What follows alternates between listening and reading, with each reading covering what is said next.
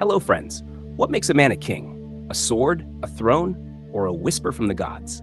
As the canoe slips past stately pavilions and ritual grounds echoing with sacred chants, the air feels heavier, thick with incense, power, and expectation. A grand ceremony is underway. Priests chant, courtiers watch, and in the center, a ruler stands, waiting to be reborn as Raja. This is the Rajasuya, the royal consecration ritual. Not just a ceremony, a cosmic performance. In the later Vedic period, being king was more than conquering lands or commanding armies. It meant aligning with the order of the universe, Urta. To rule without this alignment was mere power. To rule with it, that was divine kingship. The Rajasuya was the ultimate stamp of legitimacy. A king might already be ruling, but after the Rajasuya, he was rule. The ritual didn't crown him, it transformed him. His authority, once human, became sacred. But what exactly happened during this grand event? First, the king underwent initiation, fasting and preparing like a student before a yajna. Then came the chariot race, a symbolic conquest of the four directions. Not just a fun royal sport, this was about proving his control over space. Then came the libation offerings, the recitation of mantras and gifts to the priests.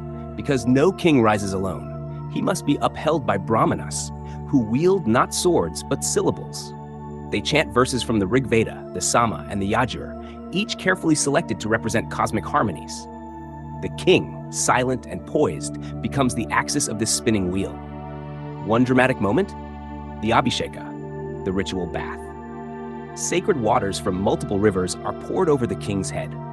This isn't just a bath, it's a rebirth, a cleansing of the old and anointing of the eternal. In some versions, there's even a symbolic cow slaying or mock battle, where the king demonstrates his strength, but only to balance it with sacrifice. Power, after all, must be paired with responsibility.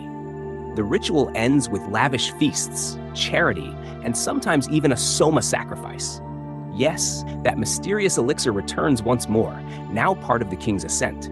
It's a spectacle, a rite, and a statement. And make no mistake, while the people saw glory, the king saw pressure.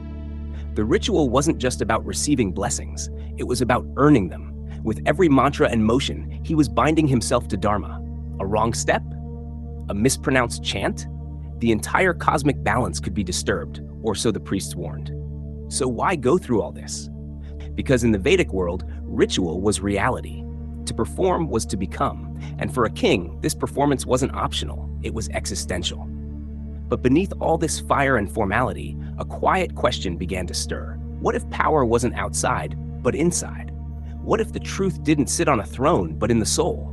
What if the gods weren't in the sky, but within? And thus, as kings rose and rituals expanded, another revolution began. Not in courts, but in forests. Not with mantras, but with questions. Next time, we leave the palace and step into the hermitage. Coming up, the Upanishads, philosophical revolutions, Atman, Brahman, karma, and liberation. Because while some sought kingdoms, others sought the self.